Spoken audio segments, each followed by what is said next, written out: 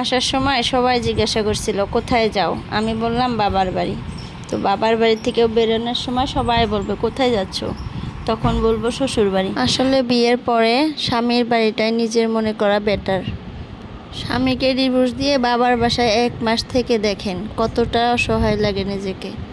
আসলে আমরা মেয়েরাই অসহায়, যে বাড়িটাতে 20-22টা বছর থাকি, তারপর হঠাৎ করে একদিন বিয়ে হয়ে যায়, তারপর সেই বাড়িটাই পর হয়ে যায়। কাপড় ভরা গোছানো ব্যাগটা নিয়ে আসি, আবার সেই কাপড় ভরা গোছানো ব্যাগটা নিয়ে যাইতে হয়, সাথে যায় কিছু আবেগ আর কষ্ট।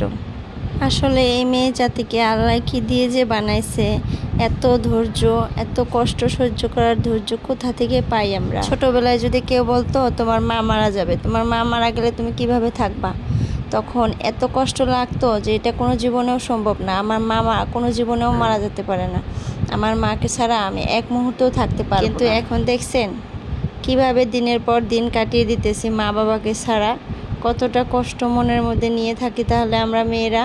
আসলে বিয়ের আগে যখন আমরা বাবা মার বাসায় থাকি, তখন বাবা মাকে সব কিছু মনে করি আমরা, বাবা মাকে ছাড়া বাঁচতে পারবো না এরকমটা মনে হয়। কিন্তু বিয়ের পর দেখেন সেই পর মানুষটাকে আপন করে নিই, সেই মানুষটাকে ছাড়া বাঁচতে পারবো না এটা মনে করি আমরা। আসলে আমরা মেয়েরা যে কি নিজেই জানি না। যাক, তাহলে আজকের জন্য এতটুকুই। যদি ভালো লাগে একটা শেয়ার করবেন। বাই, আল্লাহ হাফিজ।